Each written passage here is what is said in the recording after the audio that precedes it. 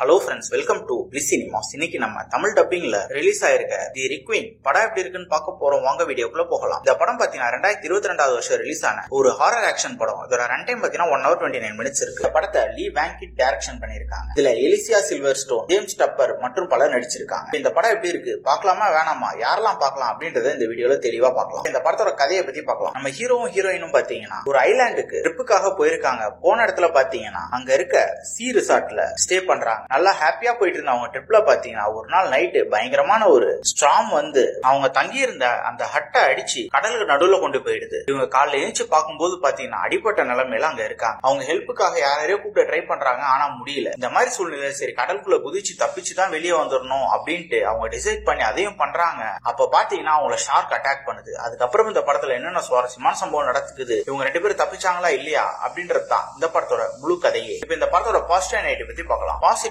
Tamil dubbing ரொம்ப நீட்டா lip sync கூட பண்ணி கொடுத்திருக்காங்க. ஸ்டோரி பிளாட் பாத்தீங்கன்னா இது ஒரு யூசுவலான ஸ்டோரி பிளாட் தான். இதே நம்ம பல 100 படங்கள் பார்த்திருக்கோம். கிட்டத்தட்ட பாத்தீங்கன்னா இது ஒரு மினிமம் கேரண்டியான ஸ்டோரி பிளாட்னே சொல்லலாம். பெர்ஃபார்மன்ஸ் வைஸ் பார்க்கும்போது ஹீரோவும் ஹீரோயினும் ஒரு அல்டிமேட்டான பெர்ஃபார்மன்ஸே கொடுத்திருக்காங்க. டெக்னிக்கல் ஆஸ்பெக்ட்ஸ்ல பாத்தீங்கன்னா படம் நல்லாவே இருக்கு. சினிமோட்டோகிராஃபில ரொம்ப சூப்பரா கலர்ஃபுல்லா பண்ணி கொடுத்திருக்காங்க. சவுண்ட் எஃபெக்ட்ஸ், பிஜிஎம் எல்லாமே நல்லாவே. இவங்க கேரக்டர் ரைட்டிங்லும் ஓரளவு நல்லாவே எழுதி இருக்காங்க. ஆனா ஸ்கிரீன் பிளேல பயங்கரமா சொதப்பி வச்சிருக்காங்க. படம் ஆரம்பத்துல இருந்து எண்ட் வரைக்குமே பாத்தீங்கன்னா இவங்க ஐலாண்டுக்கு போறாங்க, அங்க போய் இதுல மாட்டிக்கிறாங்க, இவங்க தப்பிக்க ட்ரை பண்றாங்கன்ற மாதிரி காட்டுறாங்களே தவிர அதுல ஒரு சுவாரஸ்யம் இல்லவே இல்லை. அதே மாதிரி பாத்தீங்கன்னா இந்த படத்துல நம்ம பல சீன்ஸ் வந்து பல படங்களையும் பார்த்து பழகப்பட்ட அதே சீன்ஸா தான் இருக்கு. ஓவராலா பாத்தீங்கன்னா இது ஒரு பிளேவரேஜான படம் தான். வேணும்னா ட்ரை பண்ணி பாருங்க. எல்லாரோட சந்திக்கலாம். தேங்க்யூ.